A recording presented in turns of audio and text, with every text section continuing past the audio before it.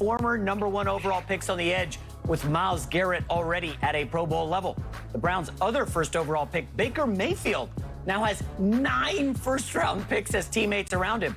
So lack of talent in Cleveland shouldn't be an issue in 2021. Baker was also expected to start negotiating a long-term contract extension, but no progress has been made on that front. Greg Jennings, how far does Cleveland need to go this year for the Browns to commit to Baker long-term? Well, I don't think it's a matter of how far they need to go. I think it's two things. When you look at organizations and players, and if they exemplify that, then they're in a good position. That's winning and then growth. When you start to add players and personnel and your team starts to look a lot better, not only on paper, but even on film and on tape and against opponents, you better be a part of that, and you better be a huge reason why they look better. And so for me, it's about Baker Mayfield and his growth. You can take them taking a step back. They were 11-5, but 3rd in the NFC North.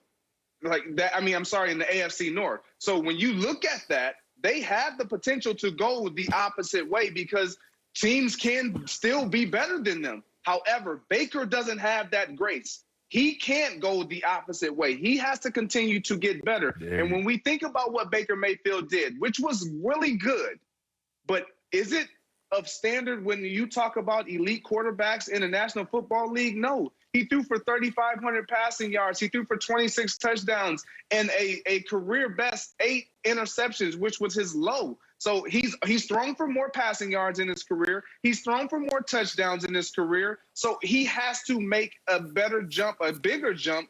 But if they win, if they continue to win at a high clip, then that gives him grace. But he can't fall off, even if their record doesn't show that they are a better team. I think Baker Mayfield is being kind of paused and halted out because they want to know our team is getting better, but are you truly the reason why we're going to win? And quarterbacks in this league, you got to be able to get the ball and put the ball in their hands and say, go win the game. Is that truly Baker Mayfield? He's shown signs of it, but can he do it consistently enough to where he's deserving of the long-term deal? You said it correctly, can't go the other way. And that would be my answer to this question. What will it take for the Cleveland Browns to commit to Baker Mayfield long-term? You can't go the other way. But with that being said, that is a lot of pressure that will now be on Baker Mayfield because you know what? Baker Mayfield is aware of the fact that he can't go backwards.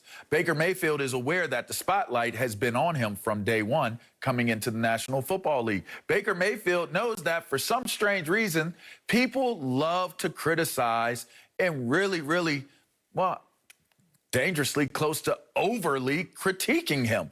It just is what he's earned or what he's become. I don't know why it is, but we are infatuated in the media with covering Baker Mayfield. In this season, this past season, Baker Mayfield quieted a lot of the noise that has come his way because we were on the borderline, cusp of, is he a bust? Like, what is he going to do? Is he even a franchise quarterback?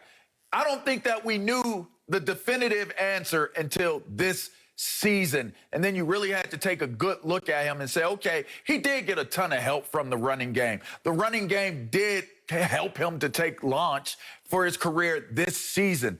But make no mistake about it, Baker Mayfield made a lot of plays for this team, came through in the clutch for these guys more than one time during the course of this season, and he got them out of the first round. Well, got them to the playoffs and got them out of the first round of the playoffs.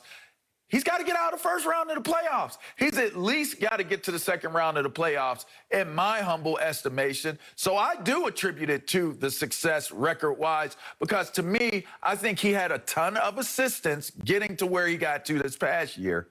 And now that wisdom, that maturity, that experience starts to kick in this year, in this season of Baker Mayfield's career, where you should start to see, as you mentioned, Greg, that nice jump, that large jump that says definitively this is a franchise quarterback. This is a guy that can lead this team. If he shows those things, this Cleveland Browns team, with the type of talent that they have on their roster, should be able to at least match what they were able to do last season.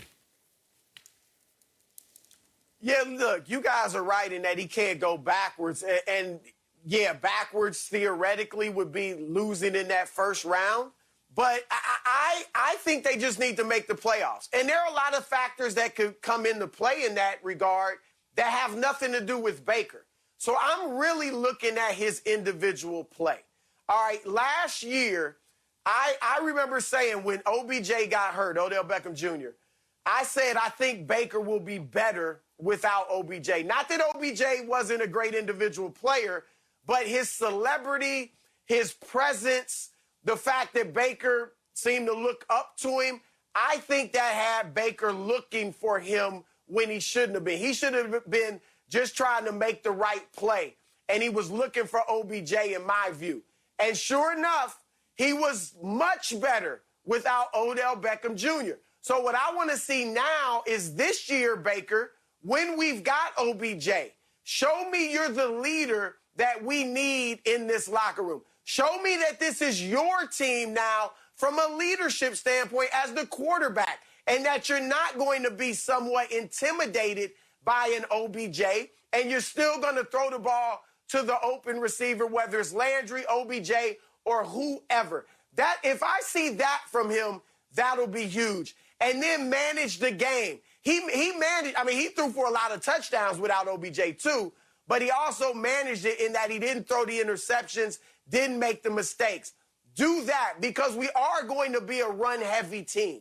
So you manage the game, don't make the mistakes. Last year, they were third in rushing in the NFL, but they were a bottom 10 passing game. If he just gets up to the middle of the pack in terms of passing yardage, touchdowns, and things like that, to go along with that running game, then you'll see a team that could win the AFC North.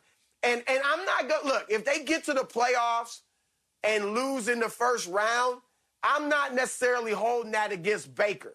I'm more looking at his performance, and if he gets us there, then I think you can look at him as he's your franchise guy and sign him to a long-term deal. Here's what I love about this question. Like, Jared Goff got the Rams to the Super Bowl, and he lost the Super Bowl, and then they paid him, okay? Dak Prescott has not gotten to a conference championship game. They paid him. Carson Wentz does not have one playoff win.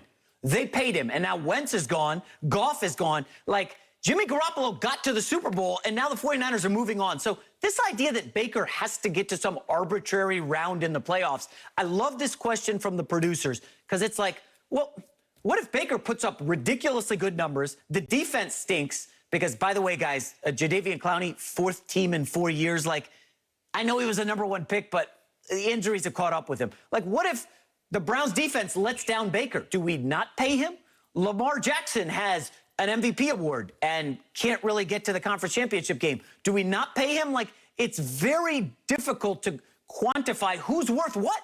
Like, LeVar, you might think X, Dak Prescott, you got to give him 40 mil. Okay, well, I kind of think Baker Mayfield was really good last year. I know they ran the football. He beat the Steelers because they turned the ball over 15 times in the playoff game. Like, this is such a good and difficult question because I don't think Baker knows what he has to do. Let's just remember this, LeVar. Baker Mayfield had two pretty awful coaches to start his career. Then he gets Kevin Stefanski, makes the jump to light speed. They get to the playoffs, and oh yeah, without Odell Beckham, and they win a round. So I think Baker's doing what he's doing. I'm pretty impressed with his jump. I just don't think you can pay the guy like $40 million. And, I didn't want to pay Dak, and we'll see how that works out. I'll say this. And I'm going to make a bold prediction here, all right? Here's a bold prediction on Undisputed right now. Baker Mayfield will play at a level, in my opinion, my estimation, I'm looking at him being a possible MVP candidate for next season. I have never looked at Baker Mayfield as a possible MVP guy. I'll even go as far as to say he will be in the top 2 of MVP candidates for next season in the National Football League. Now, with that being said, I agree with you, J-Mac. It should not be qualified by how far you go because guys like Dak Prescott haven't gone far and have been paid. I think it's been established that at some point, once the market is set, you get paid, whether you've accomplished or not. But I will also say this, a qualifier for Goff, a qualifier for Wentz is the fact that they went to a Super Bowl. that is 100% a qualifier. So regardless of them getting let go after the fact, going into it, you want to know why it took so long for Dak Prescott